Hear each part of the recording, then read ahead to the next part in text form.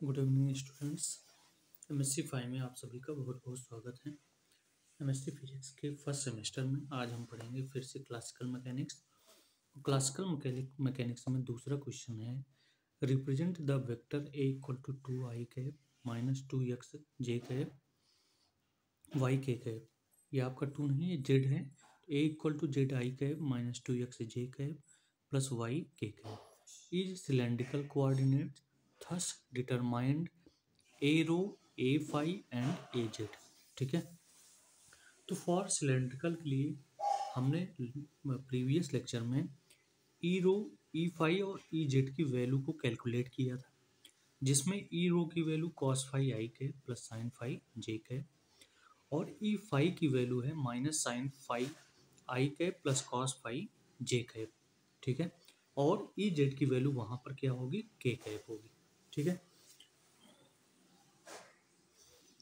अगर both in दोनों equation से अगर आई कैप और जे कैप की वैल्यू को फाइंड आउट कर लें, ठीक है, तो आई कैप की वैल्यू आएगी cos phi E rho minus sine phi E phi, और जे कैप की वैल्यू जो आएगी वो sine phi E rho plus cos phi E phi के फॉर्म में आएगी।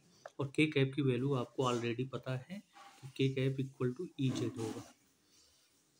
अब आई कैप, जे कैप और के कैप की वैल्यू को अगर हम पुटिंग कर दें, जो आपका वेक्टर दिया गया है, vector A equal to Z I cap minus 2x J cap plus Y के कैप, तो उस कंडीशन में आपका जो इक्वेशन होगा ए इक्वल टू लिखा जाएगा Z cos phi E rho minus sine phi E phi. ठीक है, इतनी बात आपको क्लियर हो गई। और minus 2x sine phi E rho plus cos phi E phi plus Y ई जेड के फॉर्म में वैल्यू आएगी।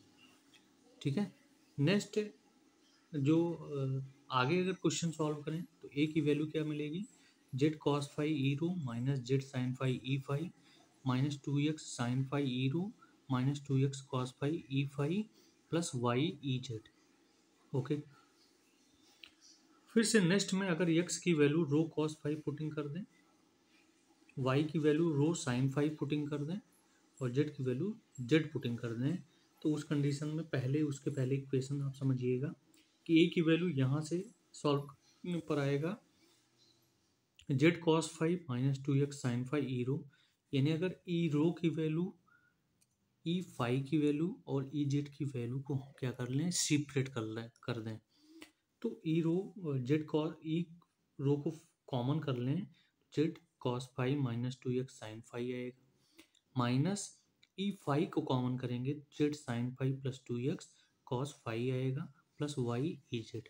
अब हम क्या करेंगे, वैल्यू पुटिंग करेंगे। किसकी वैल्यू पुटिंग करना है, x की वैल्यू, y की वैल्यू, z की वैल्यू, क्योंकि x, y और z की जो वैल्यूज हैं वो सिलेंड्रिकल फॉर्म में है, इसलिए x की value rho cos five, y की वैल्यू रो साइन फाइव और z की वैल्यू z होगी।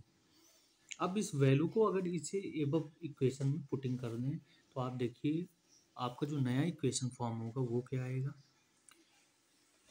तब वेक्टर ए की जो वैल्यू आएगी वो आएगी Z cos five minus 2 rho sine five cos five bracket में E rho minus Z sine five plus 2 rho cos square five.